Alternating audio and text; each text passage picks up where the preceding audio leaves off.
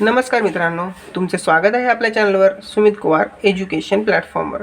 तर मित्रांनो, आज आपण पाहणार आहोत इयत्ता 9वी धडा 14वा विषय मराठी आदर्शवादी मुळगावकर या पाठाचा स्वाध्याय। तर मित्रांनो, तुम्ही जर माझे चॅनल सबस्क्राइब केलं असेल तर तुम्हाला माहितीच असेल की आपण हा पाठ वाचून आणि समजून पाठच्या व्हिडिओमध्ये घेतला आहे। तर मित्रांनो, जर चॅनलवर नवीन असाल तर चॅनल जरूर लाईक, शेअर आणि सबस्क्राइब करायला विसरू नका। तर चला मित्रांनो, या धड्याचा स्वाध्याय पाहायला सुरुवात करूया। तर बघा, स्वाध्यायामध्ये आपल्याला पहिलं काय दिलं आहे बघा, योग्य उदाहरण लिहा। ओके, योग्य उदाहरण लिहा। प्रश्न पहिला, तर बघा, एक, मुळगावकर यांचा आदर्शवाद। मुळगावकर यांचा आदर्शवाद काय होता? तर बघा, मुळगावकर यांचा आदर्शवाद टेल्कोचा कारखाना व त्यांचे उत्पादन। ओके, टेल्कोचा कारखाना व त्याचे उत्पादन हा त्यांचा आदर्शवाद होता। आता बघा प्रश्न दुसरा, मुळगावकर यांची सामाजिक दृष्टी। मुळगावकर यांची सामाजिक दृष्टी काय होती? तर बघा, वृक्षपेढीसारखा कल्पक उपक्रम ही त्यांची सामाजिक दृष्टी होती। वृक्षपेढीसारखा कल्पक उपक्रम ही त्यांची सामाजिक पेढी होती। आणि पहा प्रश्न दुसरा, आकृती पूर्ण करा। आकृती पूर्ण करा। मुळगावकर यांचे गुणविशेष। मुळगावकर यांचे गुणविशेष। तर मित्रांनो बघा, मुळगावकर यांचं गुणविशेष काय होते? तर बघा, एकतर ते आदर्शवादी होते, म्हणजे ते आदर्श होते। अजून त्यांच्या अंगी सचोटी होती। आदर्श, सचोटी, सज्जनपणा आणि बघा, आदर्श, सचोटी, सज्जनपणा आणि कार्यक्षमता। आदर्श, सचोटी, सज्जनपणा आणि कार्यक्षमता हे 4 गुणविशेष त्यांचे होते। ओके, आता बघा, मुळगावकर यांची कर्तव्य दक्षता। मुळगावकर यांची कर्तव्य दक्षता काय होती? तर बघा, मुळगावकर काय करायचे की उत्पादनाच्या दर्जाबाबत ते नेहमी उत्पादनाच्या दर्जाबाबत ते नेहमी काळजी घेत असत। उत्पादनाचा दर्जा नेहमी बोलतात ना की चांगला ठेवत असत, कमतरता त्यांना खपत नसे। हा एक त्यांचा कर्तव्य दक्षता आहे। दुसरी काय आहे की तंत्रज्ञ घडवण्याचे कर्तव्य त्यांनी पार पाडले। तंत्रज्ञ घडवण्याचे कर्तव्य पार पाडले। तिसरा आहे, कारखाना हा मोठा अवाढव्य वाढवून तो हाताबाहेर जाऊ दिला नाही। कारखाना हा नको तेवढा अवाढव्य वाढवून तो हाताबाहेर जाऊ दिला नाही। आणि चौथा आहे, कर्तव्य दक्षता थोड्याच दिवसामध्ये देशी बनावटीची मालमोटार तयार करण्याची सरकारची अट पूर्ण केली।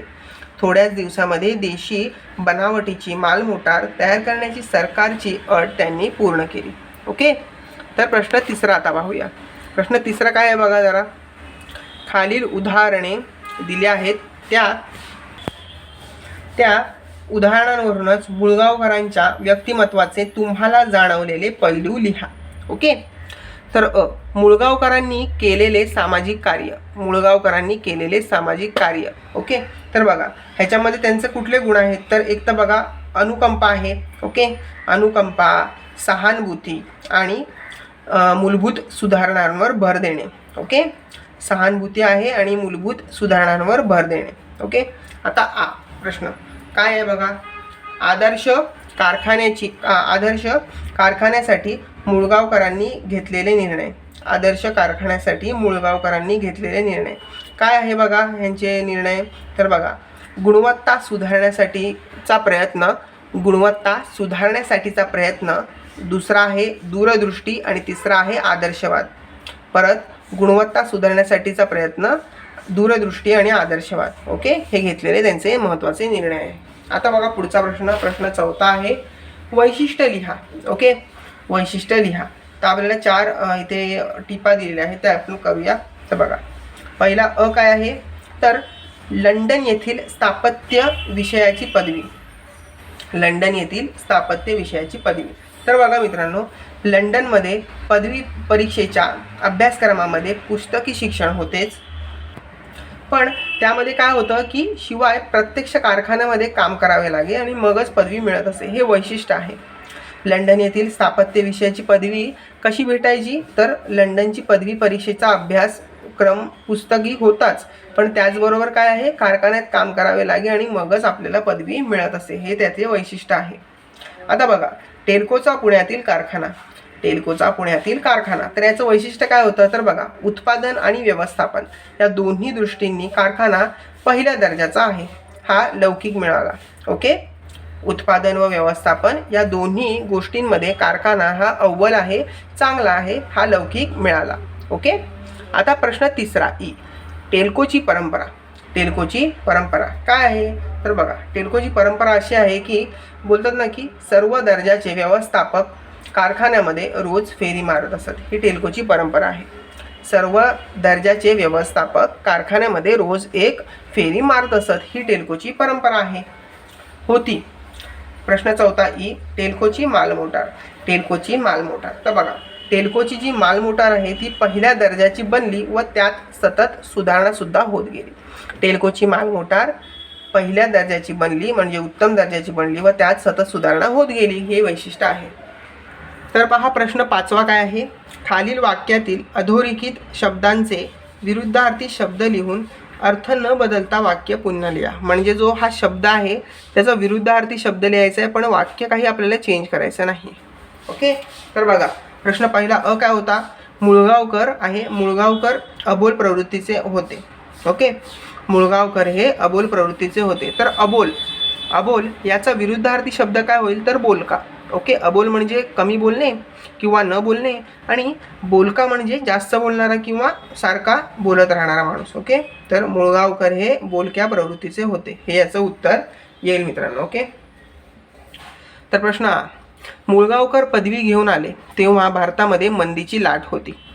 मुळगावकर पदवी घेऊन आले तेव्हा भारतामध्ये मंदीची लाट होती. ओके, तर ह्याचं मंदी म्हणजे काय तर बोलतात ना की सगळीकडे महागाई वाढली किंवा बोलतात ना की उद्योगधंदे बोलतात ना की नोकऱ्या गेल्या, अशा गोष्टीला म्हणतात मंदी. ओके, म्हणजे भारतामध्ये परिस्थिती चांगली नव्हती. ओके, तर मंदीचा विरुद्धार्थी आहे भरभराट. ओके, तर आपण लिहिणार काय, मुळगावकर पदवी घेऊन आले तेव्हा भारतामध्ये भरभराटीची लाट होती. भरभराटीची लाट होती. तर प्रश्न ई, मुळगावकरांचे जीवन टिंबटिंब नाही माफ करा असमाधानी नव्हते. मुळगावकरांचे जीवन असमाधानी नव्हते. ओके, तर याचा उत्तर येईल आपल्याला काय मित्रांनो की मुळगावकरांचे जीवन हे समाधानी नव्हते. मुळगावकरांचे जीवन हे समाधानी नव्हते, हा विरुद्धार्थी शब्द येईल. ओके, तर बघा प्रश्न आता सहावा बघूया. अधोरेखित केलेल्या अर्थाचा वाक्यप्रचार पाठातून शोधून लिहा. अधोरेखित केलेल्या अर्थाचा वाक्यप्रचार पाठातून शोधून लिहा. तर प्रश्न पहिला अ, प्रकृतीकडे दुर्लक्ष केल्यामुळे यश वारंवार आजारी पडत होता. प्रकृतीकडे दुर्लक्ष केल्यामुळे यश वारंवार आजारी पडत होता. तर पहा मित्रांनो, दुर्लक्ष केल्यामुळे. ओके, तर ह्याच्या जागी आपण दुसरा शब्द पण वापरू शकतो. ओके, ह्याच्या जागी आपण वापरू शकतो हेळसांड करणे. ओके, दुर्लक्ष करणे, हेळसांड. ओके, हेळसांड करणे म्हणजे सुद्धा दुर्लक्ष करणे असं आहे. ओके, तर प्रकृतीची हेळसांड केल्यामुळे यश वारंवार आजारी पडत होता. ओके, प्रकृतीची हेळसांड केल्यामुळे यश वारंवार आजारी पडत होता. प्रश्न दुसरा आ, शेतीत खूप कष्ट केल्यामुळे यावर्षी रामरावांच्या कष्टाला चांगले फळ मिळाले. शेतीमध्ये खूप कष्ट केल्यामुळे यावर्षी रामरावांच्या कष्टाला चांगले फळ मिळाले. ओके, तर बघा याचं उत्तर काय येईल मित्रांनो तर शेतीत खूप कष्ट केल्यामुळे. ओके, तर याचं उत्तर येईल शेतीत खूप मेहनत केल्यामुळेच यावर्षी रामरावांच्या कष्टाला चांगले फळ मिळाले. शेतीत खूप मेहनत केल्यामुळे यावर्षी रामरावांच्या कष्टाला चांगले फळ मिळाले. ओके, आता प्रश्न तिसरा, आवाक्याबाहेरचे काम समीरने सन्मार्गाने पूर्ण केले. आवाक्याबाहेरचे काम समीरने सन्मार्गाने पूर्ण केले. आता बघा आवाक्याबाहेरचे काम, आवाक्याबाहेरचे म्हणजे काय तर जे जमू शकत नाही किंवा हे मर्यादापेक्षा जास्त असते किंवा बोलत ना की कामाची मर्यादा एवढी आहे पण तुम्ही काम एवढे घेतलेले आहेत त्यालाच म्हणतात आवाक्याबाहेर. ओके, तर याचा अर्थ तुम्हाला समजलाच असेल. तर मित्रांनो याचं उत्तर असेल की आटोक्यात नसलेले किंवा जमणारे नसलेले किंवा आवाका जास्त असलेले काम समीरने सन्मार्गाने पूर्ण केले. ओके, तर बघा प्रश्न चौथा ई. ओके, हा आता आपण वाचून घेऊया. स्वतःच्या तत्वांशी समझोता करणे योग्य नव्हे. स्वतःच्या तत्वांशी समझोता करणे हा योग्य नव्हे. करणे म्हणजे काय आहे तर बोलतात ना की वेळेनुसार बदलणे. ओके, त्याला समझोता असे म्हणतात. तर बघा ह्याचं उत्तर येईल स्वतःच्या तत्वांशी तडजोड करणे हे बरे नव्हे. स्वतःच्या तत्वांशी तडजोड करणे हे योग्य नव्हे. ओके, तर आता बघा स्वमत म्हणजे काय आहे. प्रश्न 7वा, तर स्वतःच्या विषयी विचार मांडणे. ह्या गोष्टी जे आपल्याला प्रश्न दिलेत त्याविषयी स्वतःचं मत मांडणे.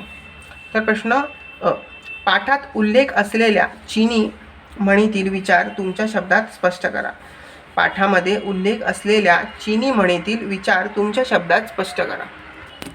तर मित्रांनो पहा, यामध्ये माझे मत असं आहे की बघा माणूस हा आपल्या भविष्यासाठी काही ना काही तरतुदी, काही ना काही प्लॅन्स तयार करून ठेवतो. तर त्यामध्ये तो म्हणा काही वेळी पैसे साठवून ठेवत असेल आपल्या भविष्यासाठी किंवा काही गोष्टी करून ठेवत असेल. ओके, तर आपण पाहिलं तर पैसा हा काही काळापर्यंतच किंवा काही मर्यादेपर्यंतच उपयोगी होतो. पण जर आपण माणसं जमवली किंवा माणसं विश्वासू कमवली, झाडे लावली, तर ती आपल्याला दरवर्षी उदाहरणार्थ बघा झाडे लावली तर दरवर्षी आपल्याला काही ना काही त्यांच्यातून मिळत राहते उत्पन्न.